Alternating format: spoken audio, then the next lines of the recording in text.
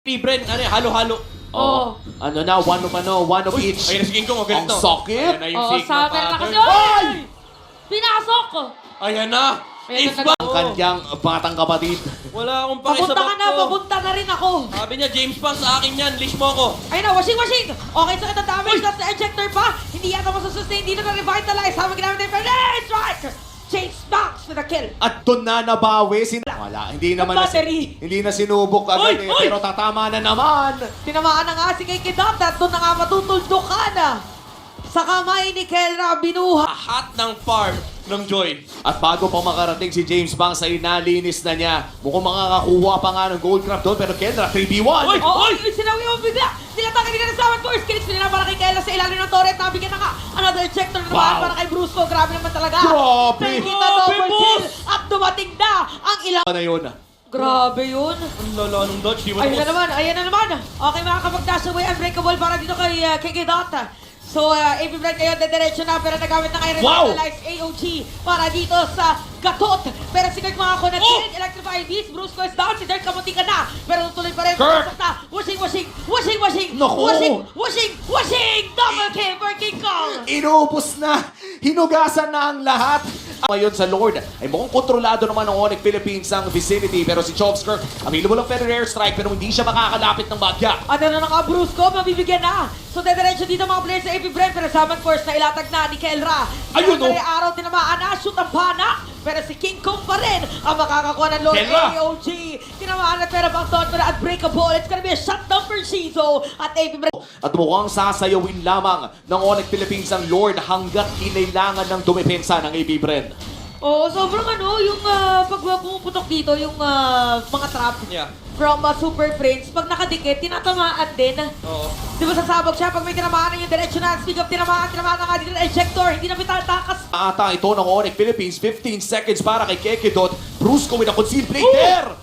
Grabe na paggamit na nga dito ng vengeance. Okay, nabibili na ng dumepensa pero hindi na. Padadepensahin pa. Isang mabilis na game. Game number 1, Onyx Philippines. 1 minute pa lang ay on level. Oo nga no. Or umikot pa siya kanina. Well, yung turtle Ay, bomb. wait. Nag-click out si Kekidot. Shoot pa. Ginamit Diretso yung pa. ready. Boom! Ay! Boom!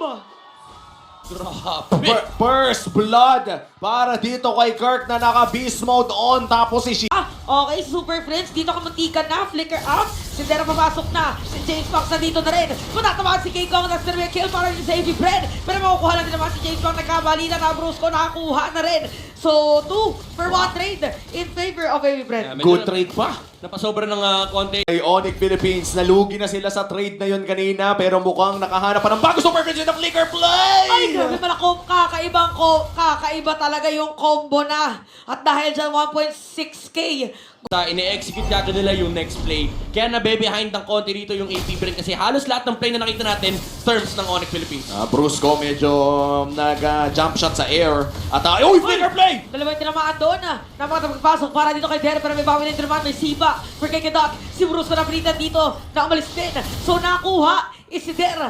So kanina ang nakabaliktad.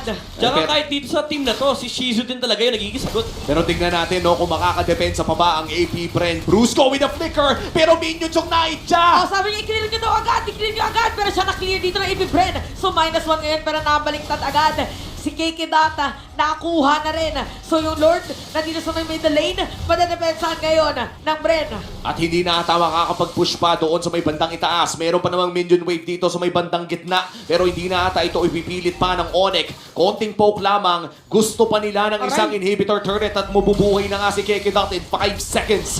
Kailangan na ngayon lahat ng mga pwedeng gamitin para dumepensa ay gamitin na. Pero biglang nakidlatan si James Banks. Hinabol Ayun, dito ni King Kong. Dumating si Spear of Der. Destruction. Dumating dito Spear of Destruction at biglang na nabubulaga si Shizo. So buhay pa rin ang laban para sa nagdala for AP Bren is yung nag-iisang tore. Oh. Doon sa may bottom lane.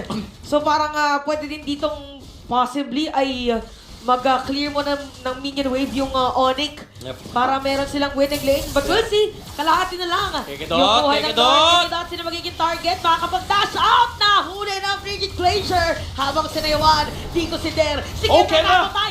Lumalaban dito yung Moscow. Nilapitan ng mga players na Onyx. Wow! By Wind of Nature. At mukhang si Shizu pa ata ang liligtas sa AP Pre. Oh! Kirk, binabanatan na double kill para dito kay Chopskirt. At parang ganun lang nabuhay muli ang apoy ng mga MPL champs. Pero si King Kong, mukhang papasok electrifying. Big Chopskirt goes down! At meron pa na ejector. James Fox! Nakuha na rin. Pero si Shuzu, look at Shizu. Talagang nilalaban niya dito ang pangarap ng AP Bren. Para dediretso. At my lord kasi meron na siyang kakampi. It's gonna be KK Dot. Paano pipigilan ni Brusco yung tangkang pagkuha ng Lord? Retribution dito si King Kong ay tatagal naman yung Lord Dance kaya by the time na matapos yung sayawan ay meron na rin siyang retry muli. Pero nandiyan na si KK Dot, umaabang sa may bandang Gedli. Brusco makikita siya, si Der manggagaling ng Elbush. Wala pa namang kalahating buhay ang Lord na ito pero King Kong nakapag-rhythm of joy na, si Der yung mauuna. At si Der na nga dito mawala ng buhay.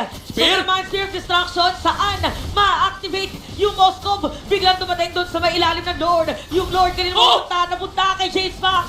Si Brusco dito, napilitan na gumamit sa ejector. Oh pero my napagandang goodness. with the crown. Chopskirt is still alive. At hinahabol ng mga players si Raven Bren. So dahil dyan, paabot na patay. Si Shizu na lang ang natitira. At apat na miyembro ng Onyx Philippines sa kalaban niya. 30 segundos pa bago lumabas yung mga kampe. Bumili na ng imo. Paano mo pipigilan yan, boy? At nakikita na nga natin na babawasan na ang buhay ng base. Una sweep ngayong araw. Tapos ang loose streak. Onyx Philippines.